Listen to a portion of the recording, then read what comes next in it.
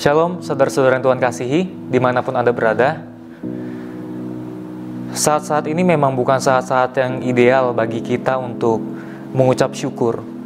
Bukan saat-saat yang ideal untuk kita memberikan syukur kepada Allah. Di tengah pandemi COVID-19 ini, banyak hal yang menekan kehidupan kita. Perekonomian kita ditekan, sistem pendidikan kita ditekan, bahkan peribadahan kita pun ditekan. Kita tidak bisa mengadakan ibadah seperti biasanya. Namun perlu diketahui, kali ini saya mau membagikan kepada Bapak Ibu bahwa sebenarnya masa-masa pandemik seperti ini justru harusnya tidak menjadi batu sandungan bagi kita. Harusnya tidak menjadi suatu momen di mana kita menjadi jatuh. Paulus mengatakan dalam 1 Korintus 10 ayat 13 bahwa pencobaan-pencobaan yang kita alami tidak melebihi kekuatan manusia. Artinya apa?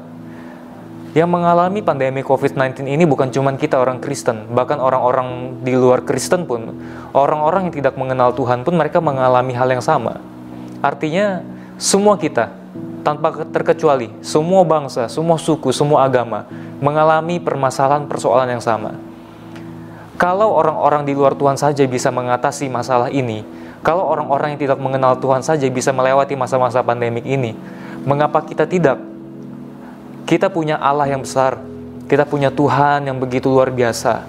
Tentu ada kekuatan lebih yang Tuhan berikan kepada kita. Kalau orang di luar Tuhan bisa melewati masa-masa ini, terlebih lagi kita. Oleh sebab itu, ternyata yang menjadi permasalahan bukanlah kapan persoalan-persoalan ini selesai, tetapi bagaimana respon kita, apa respon kita sebagai orang percaya, sebagai anak-anak Tuhan dalam menghadapi setiap situasi kondisi yang Tuhan izinkan terjadi atas hidup kita.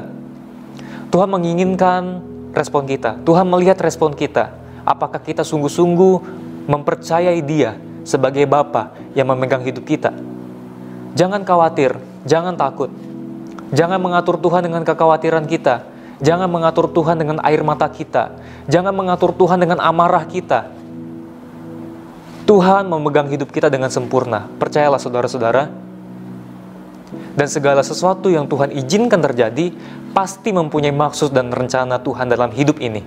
Oleh sebab itu kalau kita berdoa, mari jangan lagi kita mempertanyakan kapan masalah hidup kita selesai, kapan persoalan pandemi COVID-19 ini selesai. Karena nanti selesai pandemi COVID-19 ini, pasti selalu ada masalah-masalah baru yang terjadi. Ketika masalah hidup kita yang satu selesai, akan ada muncul lagi masalah yang lainnya. Tetapi yang terpenting, jika saat ini Tuhan mengizinkan suatu persoalan menghampiri hidup kita, jika saat ini pandemi COVID-19 menghampiri hidup kita, jika saat ini tekanan badai itu datang menghampiri hidup kita, Tuhan izinkan. Yang perlu kita pertanyakan adalah, Tuhan, lewat permasalahan ini, apa yang Tuhan mau lakukan terhadap diriku? Tuhan mau bicara apa sama aku? Itu yang lebih penting.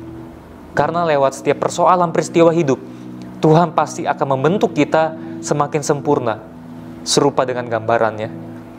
Matius 6 ayat 33 berkata, "Tetapi carilah dahulu kerajaan Allah dan kebenarannya, maka semuanya itu akan ditambahkan kepadamu."